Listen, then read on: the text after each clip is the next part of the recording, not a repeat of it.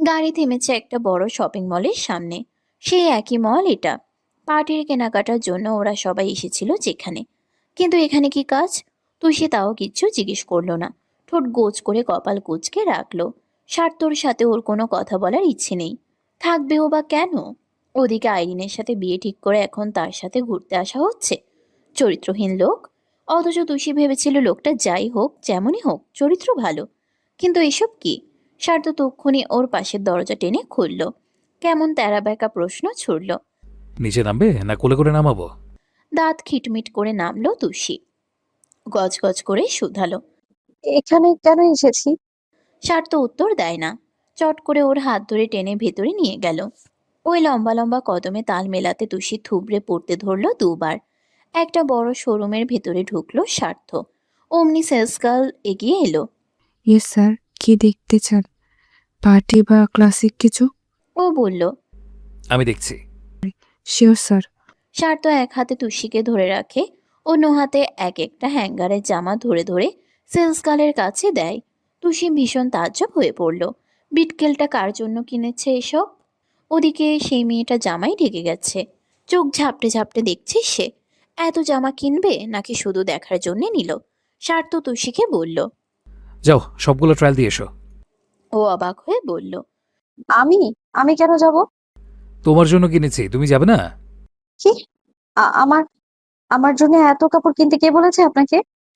কে বলবে? গতবার যখন এসেছিলাম তখন দেখেছি, মনে হয় তোমাকে মানাবে। যাও পরে এসো। তুষি তেতে উঠল।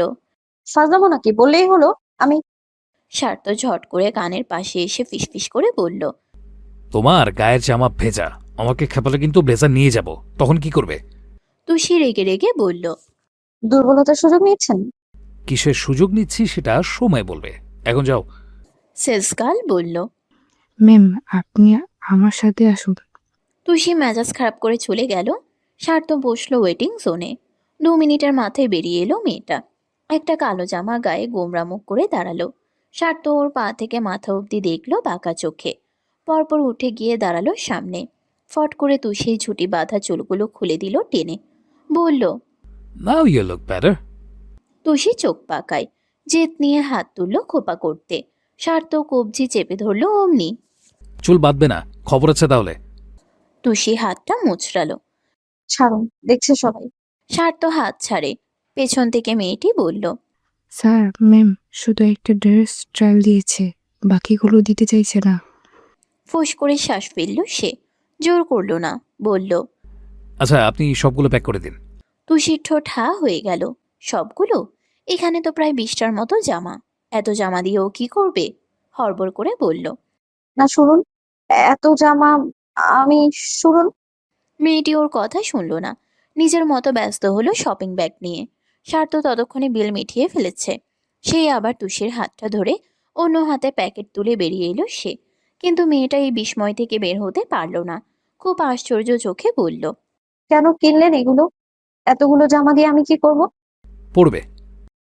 আমি আপনার কিনে দেওয়া কিচ্ছু নেব না। আচ্ছা তাই? হ্যাঁ, তাই। দেখা যাবে। স্বার্থ গায়েই নিল না। হাঁটলো একই রকম প্রতাপী পায়ে। আগের মতোই হোঁচট খেতে খেতে সাথে ছুটল তুষি। স্বার্থ এবার মোবাইলের শোরুমে ঢুকলো। বলল। অ্যাপেলের লেটেস্ট মডেলটা দিন। কমলা রঙের ফোনটা দেখেই তুষির চোখ বেরিয়ে এলো। এই ফোন তো অয়ন, আইরিন এমনকি স্বার্থর কাছেও দেখেছে। ফুপির কাছেও এই ফোন। খুব দামি নিশ্চয়ই। উনি কি এটাও ওর জন্য কিনছেন? স্বার্থ ফোনের সব কিছু ঘেটে দেখলো। পরপর তুষির কাঁধ পেঁচিয়ে টেনে নিল বুকের কাছে। একটা সেলফির ফ্ল্যাশ মুখে এসে পড়তেই আরো আশ্চর্য হয়ে গেল মেয়েটা। ওর বুড়কে থাকা মুখখানা উঠে গেল ছবিতে। ভীষণ হতভম্ব হয়ে পড়ল তুষি। কিন্তু স্বার্থ নিজের মতো ব্যস্ত। ফোনের চার্জার থেকে সিম অবধি কিনল সে। তুষি শুধু অবাক হয়ে দেখে গেল ওসব। কেনাকাটার পার্ট চুকিয়ে ওরা গ্রাউন্ড ফ্লোরে এলো। স্বার্থর এক হাতে ব্যাগ বেশি হয়ে গেছে। তারপর তুষির হাতও ধরা। কিছু ব্যাগ এগিয়ে দিয়ে বলল। এগুলো নিয়ে গেটের সামনে দাঁড়াও, আমি গাড়ি নিয়ে আসছি। মেয়েটা রুক্ষ স্বরে বলল।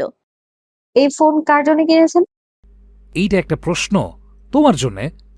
তুষি রেগে মেগে বলল। আপনি কি এসব দিয়ে আমার হাত করতে চাইছেন? স্বার্থ ব্রুকুচকে বলল। তোমার তাই মনে হচ্ছে? আমার যাই মনে হোক, আপনি একটা কথা জেনে রাখবেন, তুষি লোভী নয়। আমি আপনার কিনে দেওয়া কিচ্ছু নেব না। পার্টিতে আপনার ওই গাউন পরার মরমেই তো মরে যাচ্ছি আমি এখনো। আবার এসব শুরু করেছেন আপনি। আপনার এই ড্রেসটাও আমি বাসায় গিয়ে খুলে খুলে দিয়ে দেবো আপনাকে। ও, তারপর সেটা কি আমি পরবো? কেন, আপনার আইরিন কে দেবেন, যার সাথে আপনার দুদিন পর বিয়ে? মাখো মাখো প্রেম। আচ্ছা, আপনার লজ্জা করছে না? ওকে বিয়ের আশা দিয়ে আমায় নিয়ে ঘুরছেন আপনি, আবার লাখ লাখ টাকা দিয়ে কেনাকাটা করে দিচ্ছেন। না, তোমার লজ্জা করছে? হ্যাঁ করছে, ঘৃণা লাগছে আমার। আমার হাতটা ছাড়ুন আপনি। আপনাকে আমার সহ্য হচ্ছে না একদমই। কিন্তু তোমার আমাকেই সহ্য করতে হবে যে। আমি আর সেই স্বার্থ নেই যাকে উল্টাপাল্টা বলবে আর সেও রেগে মেগে কিছু করে বসবে। কালকের পর তো ওসব আর হবে না। তুষি হাত মুচড়ালো। দাদি বলতেন ওর গায়ে অনেক জ্বর, অথচ এই লোকটার সাথে ও কিচ্ছু পারে না। এই তো হাতটাও পারল না ছোটাতে। মেয়েটা ক্লান্ত চোখে বলল। আপনি কি চাইছেনটা কি আসলে? স্বার্থ সোজাসুজি বলে দিল। তুমি অয়নের সাথে বিয়েটা ভাঙবে, আপাতত এইটাই চাই। আপনার কথায়? ছেলেটা একটু নরম হলো এবার, বলল। দেখো তুষি, যা হয়েছে হয়ে গেছে। শুধু শুধু অয়নকে আশা দিয়ে রেখো না। ও তোমাকে নিয়ে আরো ডিপ হওয়ার আগেই বিয়েটা ভেঙে দাও। ও আমার ছোট ভাই, আমি নিজে ওকে কিছু বলতেও পারছি না। আমি বললেও অনেক উল্টাপাল্টা ভাবে। এটা সম্পূর্ণ তোমার হাতে। নিজের মনের বিরুদ্ধে গিয়ে কাউকে বিয়ে করা অন্যায়। তুষি বিদ্রুপ করে বলল। অন্যায়ের কথা আপনি বলছেন? তাহলে নিজের হবু বউ রেখে এখন যা করেছেন সেসবটা কি? আমার কথা না ভেবে তুমি নিজের ভুল শুধরাও। I know you likes me. না, আপনার মতো একটা দাজ্জাল লোককে আমি কেন কোনো মেয়েই পছন্দ করতে পারে না। আচ্ছা, এজন্যই আমাকে লুকিয়ে লুকিয়ে দেখতে, একা একা ব্লাশ করতে? তুষি ধমনে গেল। আপনি কি করে জানেন? তুমি জানো আমার চোখ কয়টা? হোয়াটএভার, ধরো। কখন থেকে দাঁড়িয়ে আছি? তুষি ধমনে বলল। নেব না বলেছি যখন, নেব না। নেবে না? না। শিওর? হ্যাঁ। স্বার্থ চোখ বুঝে শ্বাস ছাড়ল। হাতটা ছাড়ল তুষির। মেয়েটা দম ফেলার আগেই ঝট করে ওর সরু কোমর ধরে টেনে নিল কাছে। তুষি চমকে যায়। ছ্যাদ করে কেঁপে ওঠে বুক। পরপরই এদিক ওদিক দেখে হাঁসফাঁস করে বলল। কি কি অসভ্যতা এইসব! মানুষ মানুষ দেখছে, এটা public. I know it's a public place. এটুকু ধরেছি, তাতেই লোকজন তাকাচ্ছে। আর যদি কালকের মতো কিছু করি, কিভাবে তাকাবে সবাই? তুষি স্তব্ধ হয়ে বলল। মানে? তুষি, আমি পুলিশ অফিসার। ভালো পারফরমেন্সের জন্য খুব তাড়াতাড়ি আমার র্যাঙ্ক এই অবধি এসেছে। রুহানকে ধরার জন্য সামনে আবারও প্রমোশন পাচ্ছি। আর আমার পারফরমেন্স শুধু কাজেই না, বাকি সব কিছুতেই ভালো। কাল একটু হলো নিশ্চয়ই বুঝেছ। তুষি বেহবল হয়ে বলল। আপনার মাথাটা কি খারাপ হয়ে গেছে? হ্যাঁ, তুমি খারাপ করে দিচ্ছ। এমনিতেও আমি ছোটদের থেকে বেয়াদবি নিতে পারি না, অথচ তুমি কন্টিনিউয়াসলি আমার সাথে তর্ক করে যাচ্ছ। আমি কিন্তু লোকজন মানব না তুষি। কথার অবাধ্য হলে খারাপ কিছু ঘটিয়ে ফেলবো এখানে। সেটা না চাইলে এগুলো ধরো। স্বার্থ ছাড়ল। প্যাকেটগুলো দিল বাড়িয়ে। অনীহায় গাল ফুলিয়ে মেয়েটা ধরল এবার। মলের পার্কিং লট বাইরের ডান দিকে পড়ে। স্বার্থর সামনে, তুষি ওর পেছনে খরগোশের পায়ে আসছে তখন। গেট পেরিয়ে লনের দিকে স্বার্থ এক পা বাড়ালো। হঠাৎ গাড়ির চাবি হাত ফসকে পড়ে গেল মাটিতে। ও ঝুঁকলো চাবি তুলতে। একটা বিকট শব্দ, বাতাস চিরে বেরিয়ে গেল অমনি। সাথে প্রবল ঝাঁকুনিতে দুলে উঠল জমিন। আকাশ কাঁপানো ওই শব্দে বিদ্যুতের তারে বসা পাখিগুলো ধরফর করে উড়ে গেল কোথাও। সাইবেগে একটা মোটর বাইক ছুটে হাওয়া হয়ে গেল। তুষির দু হাতে রাখা শপিং ব্যাগ খসে পড়ল পায়ের কাছে। একটা তীক্ষ্ণ গোঙানির শব্দে হুড়মুড়িয়ে পিছু ফিরল স্বার্থ। সঙ্গে সঙ্গে নিস্তেজের ন্যায় গায়ের উপর ঢলে পড়ল মেয়েটা। স্বার্থ আতকে উঠল, ওকে ধরল ধরফরিয়ে। তুষির গলার শিরা ভেসে আছে, রক্তিম চোখে জল। ফ্যাস ফ্যাসে শ্বাস টানতে টানতে একবার হাত তুলে স্বার্থর গাল ছুঁতে চাইল, অথচ ঠক ঠক করতে করতে পড়ে গেল সেটা। শক্ত বাহুডোরে শরীর ছেড়ে মুহূর্তের মাঝে নিথর হয়ে গেল ও। স্বার্থর বুক কেঁপে ওঠে, পায়ের মাটি সরে যায়। উৎকণ্ঠায় নিঃশ্বাস আটকে ডাকে। তুষি, তুষি, এই! পরপর টের পেল বুকের কাছে ওর শার্ট ভিজে আছে, পায়ের কাছে কিছু একটা পড়ছে চুইয়ে। রক্ত। থমকে গেল স্বার্থ। পিঠ চুয়ে একটা ঠান্ডা স্রোত নামার সাথে ফর্সা মুখ ভয়ের বিষে নীল হলো তার। ততক্ষণে আশপাশ থেকে লোকজন ছুটে আসছে, চেঁচিয়ে চেঁচিয়ে বলছে। মেয়েটার গুলি লেগেছে, মেয়েটার গুলি লেগেছে। কিন্তু স্বার্থের কানে কোনো কথা গেল না। তার পুরো দুনিয়া টলছে। নড়বড়ে হয়েছে বুকের শক্তই ভিত। শূন্য চোখ মেলে ফ্যাল ফ্যাল করে সেই মুখ পানে চেয়ে রইল সে, যে মুখ দেখে একদিন ভিন্ন অনুভূতির তালে দুলেছিল হৃদয়। মলের পরিবেশ বদলাল, রক্তের উৎক গন্ধে আরো ভারী হলো বাতাস। কেউ ছুটে এলো, কেউ ভয়ে দাঁড়িয়ে রইল দূরে। চারপাশ মেখে গেল হইচই চিৎকারের শব্দে। বাচ্চাদের হাত ধরে নিরাপদ দূরত্বে ছুটলেন বাবা মায়েরা। স্বার্থ ধরফরিয়ে কোলে তুলল তুষিকে। উদ্ভ্রান্তের ন্যায় গাড়ির দিকে যেতে যেতে বলল, তুষি, তোমার কিচ্ছু হবে না, কিচ্ছু হবে না তোমার। চোখ বন্ধ করো না তুষি, চোখ খুলে রাখো। এত অসহনীয় ব্যথা সওয়ার পরে তুষি আর তা পারল না। আপনা আপনি পানিতে টইটম্বুর চোখ বুজে যাচ্ছে ওর। স্বার্থর কোলে ঝুলতে থাকা মাথার পাশ বেয়ে তপ্ত জল গড়িয়ে পড়ছে মাটিতে। এক ভদ্রলোক তাড়াহুড়ো করে গাড়ির দরজা খুলে মেজবাব দিলেন। কই দাদু আছিলেন ভাই, কালকে? চুপ করো। পড়ে থাকা সব প্যাকেটগুলো কুড়িয়ে তুললেন ব্যাক সিটে। ব্যস্তভাবে বললেন, তাড়াতাড়ি করুন স্যার, এখানেই তো হাসপাতাল। সময় মতো নিয়ে গেলে বাঁচতেও পারে। বাঁচতেও পারে। বাক্য দুটো স্বার্থর বুক চিরে দুভাগ করে দিল। আতকে তুষির নিস্পন্দ চেহারায় দেখল সে। বাঁচতেও পারে মানে কি? তুষিকে বাঁচতেই হবে। বাঁচতে হবে তার স্যানোরিটাকে। শশকের ন্যায় ক্রস্ত ভেঙে তুষিকে সামনের সিটে বসায় স্বার্থ। নিজেও ছুটে এসে ড্রাইভিংয়ে বসে। তার বলিষ্ঠ শরীর শক্ত রইলেও বুক কাঁপছে ধরফর করে। ফাঁকা হয়ে বসেছে মাথার কোষ। ও গাড়িতে টান দিতেই তুষির ঘাড় পড়ে গেল। রক্তে ভাসছে তার বুক। চোখের কোণের জল শুকিয়ে যাচ্ছে এখন। দেহের শ্বাস নিভু নিভু প্রায়। স্বার্থর এতটা অসহায় নিজেকে কখনো লাগেনি যতটা লাগলো আজ। আহত বাঘ যেমন ছোটে, অমন করে উড়ন্ত ঘূর্ণির ন্যায় গাড়ি ছোটালো সে। ভাগ্য প্রসন্ন থাকায় হাসপাতাল কাছেই ছিল। পৌঁছাতে বেশি সময় লাগেনি। তবে ততক্ষণে অবস্থা আরো শোচনীয় তুষির। ছোট্ট প্রাণ যাই যাই বুঝি। স্বার্থ খেয়াল করলো মেয়েটার পিঠ দিয়েও রক্ত পড়ছে। সিট মেখে গেছে পুরো। তুষির খোলা চুল ভিজে প্রায় শক্ত আঠা হয়ে আছে। উন্মত্ত শ্বাস নিতে নিতে গাড়ি থেকে ওকে নিয়ে নামলো স্বার্থ। একটা রক্ত মাখা গুলিবিদ্ধ মানুষ দেখে ভিড় করা লোকেদের উৎকণ্ঠা বাড়ল। ওয়ার্ড বয় ছুটলেন স্ট্রেচার আনতে। স্বার্থ ওই নরম শরীরটা বুকে মিশিয়ে দাঁড়িয়ে রয়, চেঁচায় গলা ফাটিয়ে। ডাক্তার আনুন, ফাস্ট ফাস্ট। ওর বুকের কাছটায় রক্ত, বাকি গোটা শরীর ঘামে ভিজে গায়ে মিশে গেছে। স্ট্রেচার এলো তখনই। খুব তাড়াহুড়ো করে তুষিকে শুয়ে দিল স্বার্থ। স্ট্রেচারে যখন চার চাকা নিয়ে ছুটল, আস্তে ধীরে দূরত্ব বাড়ছিল ওদের। স্বার্থর মনে হলো ওর হৃৎপিণ্ডের একটা অলিন্দ খসে পড়ে যাচ্ছে কোথাও। ও দৌড়ে এলো মরিয়া হয়ে। উৎকণ্ঠায় নিঃশ্বাস মিশিয়ে ডাকলো। দাঁড়ান। থামলো স্ট্রেচার। নার্স ওয়ার্ড বয় ফিরল চকিতে। স্বার্থ কাপা স্বরে বলল, আমিও ভেতরে চাই প্লিজ। চিকিৎসক স্বার্থকে চেনেন। পিঠে চাপড় কেটে বললেন, নিজেকে শক্ত করুন অফিসার, দোয়া রাখুন যাতে ভালো কিছু হয়। স্বার্থ তাও তুষির হাত ধরে বলল। মেয়েটা নিথর লাশের ন্যায় পড়ে আছে। কোনো স্পন্দন নেই, শব্দ নেই। কথা বলছে না, রাগ করছে না, দেখছে না ওকে। স্বার্থর বুক পড়ে যায় তাতে। মাথা রুদ্ধ হয়। এই চঞ্চল মেয়েটার নিস্তব্ধতা মেনে নেওয়া যায় না। ও হাসবে, কথা বলবে, ভুলভাল ইংরেজি বলে জ্বালাবে ওকে। ছিন্ন ভিন্ন হয়ে আসা দম নিতে নিতে স্ট্রেচারে টান পড়ল ফের। স্বার্থর মুঠো থেকে আস্তে ধীরে হাতটা ছুটে গেল তুষির। দূরত্ব বেড়ে বেড়ে এক সময় ওকে সমেত ওটির দরজা বন্ধ হলো। স্বার্থর ভেতরটা চৌচির হয়ে যায়। মনে হয় এই ঝড় কেন ওর উপর এলো না, কেন ওই ক্ষুদ্র মেয়েটার উপর পড়লো। অন্তত নিজের আঘাত সওয়ার শক্তি ওর ছিল। কিন্তু এখন এখন সইবে কি করে? সে সময় একজন নার্স এসে দাঁড়ালেন, বললেন, স্যার, অ্যাডমিশন ফর্মটা যদি ফিল আপ করে দিতেন। স্বার্থ নিজেকে সামলালো। তার ভেতর ধস হোক যাই হোক, সে ভেঙে পড়ে না। সৈয়দ স্বার্থ আবরার নিজেকে কঠিন রাখতে জানে, কিন্তু মন কি তা মানে? চোখ শরীর সামলে নিলেও মন শোনে না এসব। সে বারবার ফিরে চায় ওটির জলজলে লাল আলোর দিকে। স্বার্থ রিসেপশনে এসে দাঁড়ালো। মেয়েটি পুরো কাগজের ফর্ম বাড়িয়ে দিলেন, শুধালেন, আপনার পেশেন্ট স্যার। হুম। আচ্ছা, এগুলো ফিল করে দিন। স্বার্থ ফর্মে চোখ রাখলো।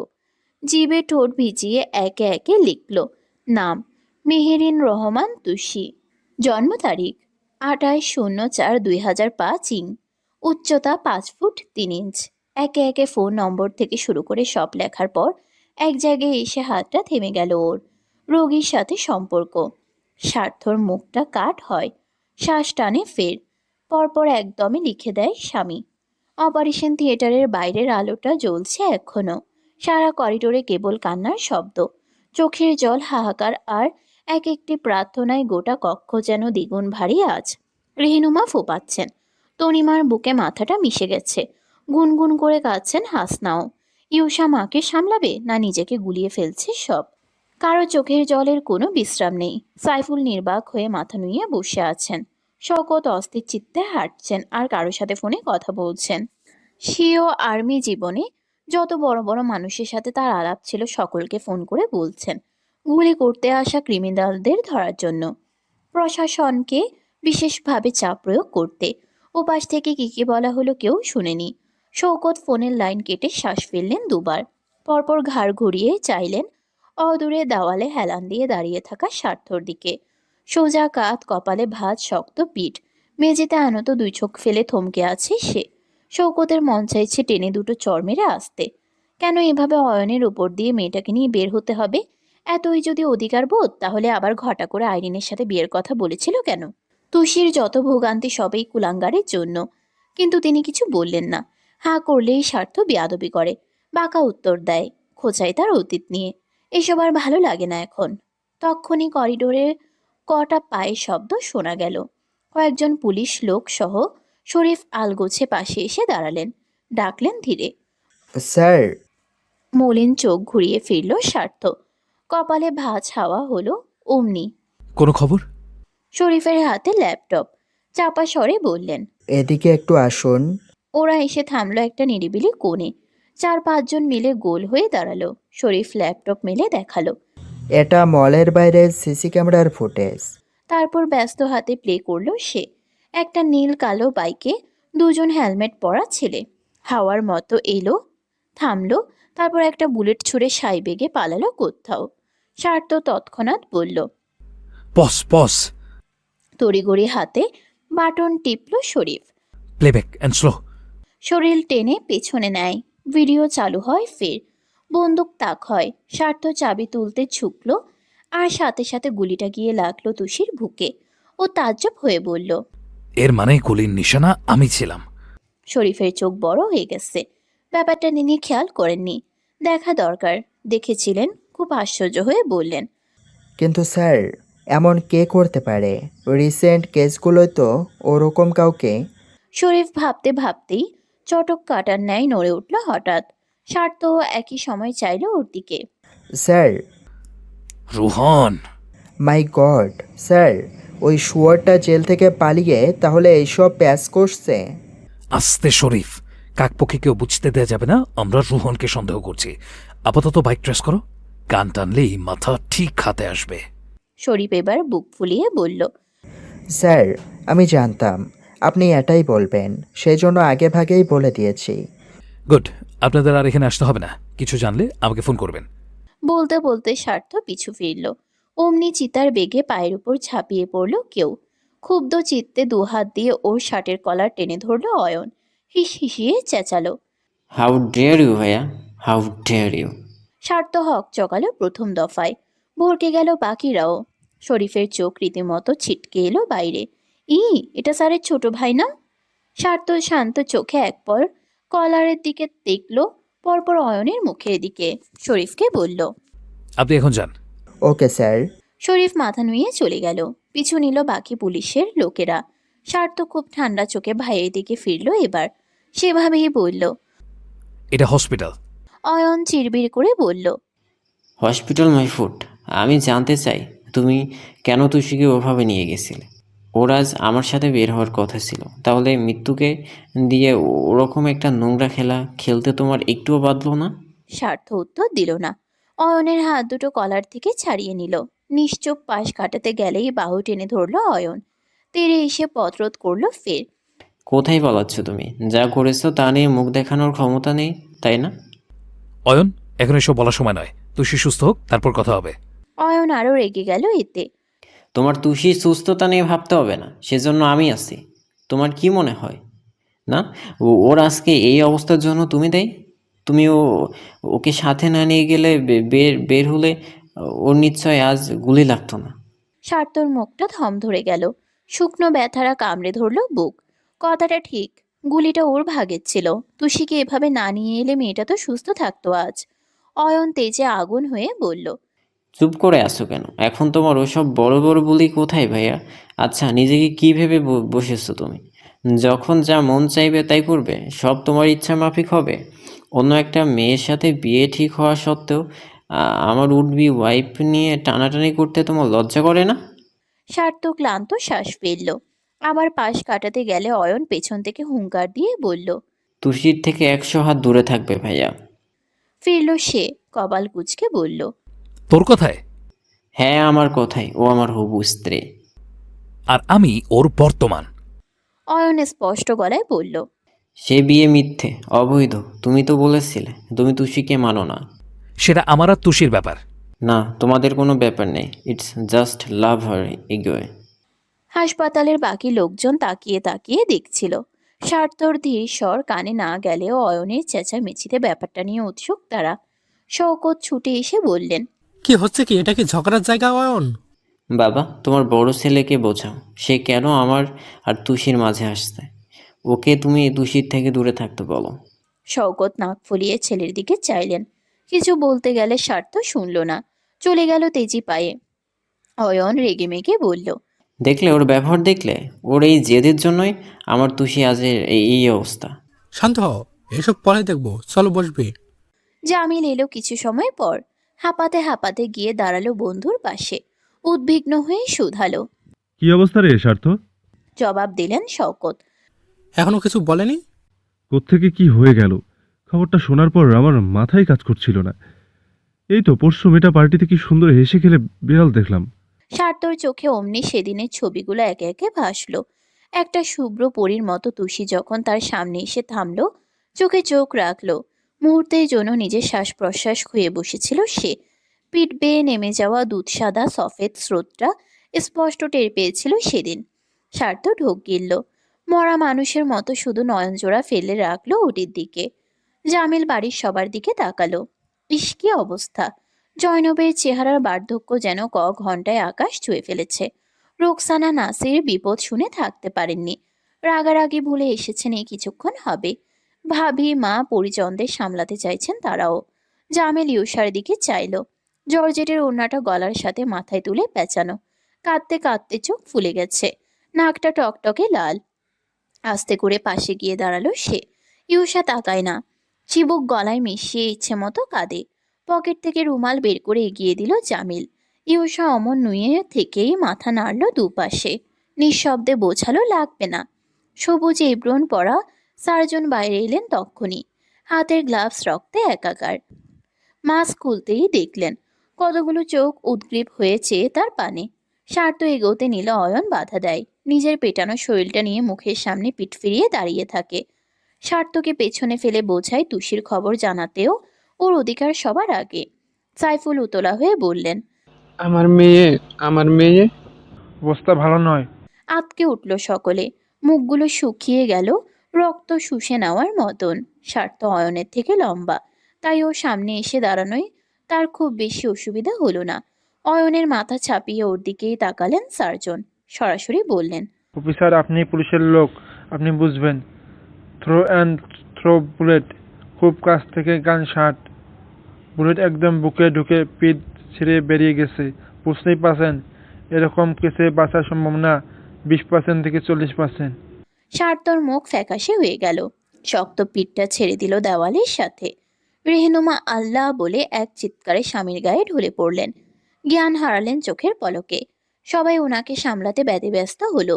হাসনা কাঁদলেন বুক চাপড়ে। হাহাকার করে জড়ানো ভাষায় কেবল তুষি, তুষি রে, আমার বুড়ে। বলে বলে চিৎকার করে গেলেন। শওকত উদ্বিগ্ন হয়ে বললেন। তাহলে তাহলে আমাদের মেয়েটা বাঁচবে না? দেখুন, ভেতরে কতটুকু তা এখনো পরিষ্কার নয়। আপাতত আইসিইউতে শিফট হবে। 48 ঘন্টা অবজারভেশনে রাখবো, তারপর বুঝবো ভালো মন্দ কতটা। তবে একটা কথাই বলবো, খুব বেশি আশা রাখবেন না। Excuse me. পাশ কাটিয়ে চলে গেলেন তিনি। রেখে গেলেন কতগুলো আহত প্রাণ। অয়ন কার্নিশের জল কবজি উল্টে মুছল। তারপর টকবগে চোখে দেখল ভাইকে। সবার মাঝে আঙ্গুল তুলে গর্জে বলল। আমার তুষির যদি কিছু হয় আমি ভুলে যাব তুমি আমার বড় ভাইয়া। জয়নব ভেজা স্বরে ধমকালেন, অথচ সার্থকে দেখে মনে হলো কথাটাও শুনতেই পায়নি। কেমন জড়বস্তু বনে চুপ করে মেঝেতে চেয়ে রইল সে। তুষিকে আইসিইউতে নেয়ার সময় গেল ঘণ্টাখানেক হবে। রেহনুমা জ্ঞান হারাতেই তাকে নিয়ে বাড়ি ছুটেছেন তনিমা আর সাইফুল। জয়নব হাসনা বেশ মুষড়ে পড়ায় উনাদেরও পাঠিয়ে দিলেন শওকত। রোকসানা নাসির দুজনেই মায়ের সাথে গিয়েছেন, কিন্তু শতবার বলার পরেও ইউষা কোনোভাবেই নড়ল না। শওকত একবার ধমকালেনও, চাইলেন মেয়েটা বাড়ি গিয়ে একটু ঘুমাক অন্তত। সে কখন থেকে একই রকম বসে আছে, জিরুক চোখ জোড়া, কিন্তু আজ ধমকেও কাজে দিল না। ইউষা পণ করলো যাবে না, গেল না তাই। শওকত নিজেই 2 মিনিট হাঁটতে গেলেন বাইরে। হাসপাতালে দম বন্ধ হয়ে আসছে তার। এই জীবন নিয়ে অতিষ্ঠ তিনি। একটা না একটা ঝামেলা লেগেই আছে। কবে যে ঠিক হবে এসব, কবে যে একটু শান্তি পাবেন। তার ওই এক পাপেই বোধহয় ধরেছে সবাইকে। কবে মুক্তি মিলবে আর কে জানে। অয়ন ছটফট করে পায়চারি করছে, চোখ মুখ ডলছে অশান্ত হাতে। ইউষা হেঁচকি তুলে কাঁদছিল। জামিলের এই মায়া কান্নার সুর ভালো লাগছে না। বাচ্চা মেয়ে, এত কাতলে শরীর খারাপ করবে না। ও এক পা এগোলো কাছে যেতে, তখনই ইউষার কাছে গিয়ে দাঁড়ালো অয়ন। থেমে গেল জামিল। ফোঁস করে শ্বাস ফেলল, মাথা ঘুরিয়ে চাইল সেদিকে যেখানে এতক্ষণ দাঁড়িয়েছিল স্বার্থ। কিন্তু এ কি, কই সে? মাথায় একটা নিবিড় হাতের ছোঁয়ায় বিমর্ষ মুখ তুলে চাইল ইউষা। অয়ন ঢোক গিলে বলল, এত কাঁদিস না, শরীর খারাপ হবে। ইউষার ঠোঁট ভেঙে যায়, আরো ঝরঝর করে কেঁদে ফেলে অমনি। পরপর 2 হাতে অয়নের কোমর পেঁচিয়ে ধরে। অয়নও ঝুঁকে যায়, একটা আদুরে ছানার মতো মেয়েটার মাথা বুকে চেপে রাখে। হাত বুলিয়ে বলে, তুষির কিছু হবে না ঈশা, ভরসা রাখ, কিছু হবে না ওর। স্বার্থ অবশ পায়ে আইসিইউ এর সামনে এসে থামলো। দরজার স্বচ্ছ কাজ হতে চেয়ে রইল ভেতরে। চারপাশে অসংখ্য মেশিন আর যন্ত্রপাতির মাঝের বেডটায় একটা নিস্তেজ শীর্ণ শরীর পড়ে আছে। মুখে বড় সড়ো অক্সিজেন মাস্ক, হাতে ক্যানোলা, মাথার পাশে টিকটিক করছে ইটিটির কাঁটা। বুক অবধি ঢাকা নরম চাদরে। গলার শিরা ওঠানামা করছে হু হু বাতাসের মতো। নিঃশ্বাস নিতে খুব কষ্ট হচ্ছে বুঝি। স্বার্থর বুক ভেঙে চুরমার হয়ে গেল। ক্ষত বিক্ষত চোখ মেলে চেয়ে রইল সে। ঢোক গিলতে গিলতে বাম চোখের ধার চুয়ে একটা জল নামলো তক্ষুনি, যা শক্তপোক্ত চিবুক গড়িয়ে গলায় মিশিয়ে বলল, ফিরে এসো তুষি, আগের মতো হয়ে এসো। আমার যে তোমাকে অনেক কথা বলার বাকি, একটা সরি বলা বাকি, সবকিছু মিটিয়ে নেওয়া বাকি। এই রণক্ষেত্রে আমাকে একা করে যেও না। কাছে পিঠের মসজিদে এশার আজান পড়ল তক্ষুনি। নড়ে উঠল স্বার্থ। চোখ মুছেই চটপট লিফটের পথ ধরল সে। ক্লিনিকের প্রেয়ার রুম 4 তলায়। স্বার্থ উজু করে নামাজে দাঁড়িয়েছে, গায়ে ভিন্ন কাপড়। প্রেয়ার রুমে বাড়তি কাপড় থাকে নামাজিদের জন্যে। ফাঁকা নামাজ রুমে আসতে ধীরে আরো কয়েকজন ভিড়লেন। স্বার্থ মন দিয়ে নামাজ আদায় করল। বাম দিকে সালাম ফেরানোর সময় হঠাৎ চোখ পড়ল ওর ঠিক এক সারি পেছনের একদম কোণার দিকটায়। সিজদা দিচ্ছে অয়ন। স্বার্থ নজর ফিরিয়ে আনলো, 2 হাত তুলল সৃষ্টিকর্তার দরবারে। জীবনের সমস্ত বিষাদ শক্তপোক্ত খোলস ফুঁড়ে বাইরে ছড়িয়ে দিয়ে বলল, হে আল্লাহ, আর কেউ জানুক না জানুক, আপনি জানেন আপনার বান্দা কি চায়, কি চেয়েছে। আমি পৃথিবীর কারো কাছে নিজের কথা না বলতে পারলেও, কাউকে বোঝাতে না পারলেও, আপনি তো জানেন আমি কেমন। ছোট থেকে নিজের বাবা মায়ের চোরাতালিতেও সংসার দেখেছি। বাবার সব অন্যায়, সব পাপ জেনে বুঝেও চেপে রেখেছি কেবল পরিবারের জন্য। নিজের প্রিয় ভাই, প্রিয় বন্ধুর শেষ নিঃশ্বাসের সাক্ষী ছিলাম ওই অতটুকু বয়সে। সন্তানের মুখের দিকে যে একজন নারীকে দেখেছি অনিচ্ছায় স্বামীর সাথে জীবন কাটিয়ে দিতে। এত কাটাছেঁড়া আর এত যন্ত্রণা নিতে নিতে গুমড়ে গুমড়ে একটা পাথর হয়ে গিয়েছিলাম আমি, যার মাঝে সংসার জীবন নিয়ে কোনো সুন্দর মানে ছিল না, যার বেঁচে থাকার জন্য আলাদা কোনো স্বপ্ন ছিল না। আমি চাইনি ভালোবাসা ছাড়া তুষির সাথে সংসার পাততে, চাইনি সির্ফ বিয়ে হয়েছে বলে সেই দোহাই দিয়ে ওকে আমার জীবনে আটকাতে। আমি চেয়েছিলাম ও ভালো থাকুক, ওর মতো চঞ্চল পাখি মুক্ত থাকুক আমার মতো পাথরের থেকে। ও আমাকে পছন্দ করলেও আমার পক্ষ থেকে তো কিছু ছিল না। তাহলে কেন আমি শুধু শুধু ওর জীবন নষ্ট করতাম? তুষি যে ভালো লাগা আমার প্রতি তৈরি হয়েছিল তার নিশ্চয়ই একদিন ঠিক হবে ভেবেছি। আমার তো কোনো অসৎ উদ্দেশ্য ছিল না। আমি শুধু চেয়েছি সবাই ভালো থাকুক, শান্তিতে থাকুক।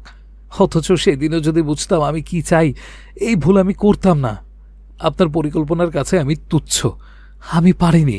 সৈয়দ স্বার্থ আপনার তুষিকে দূরে রাখতে চাইলেও নিজে দূরে থাকতে পারেনি।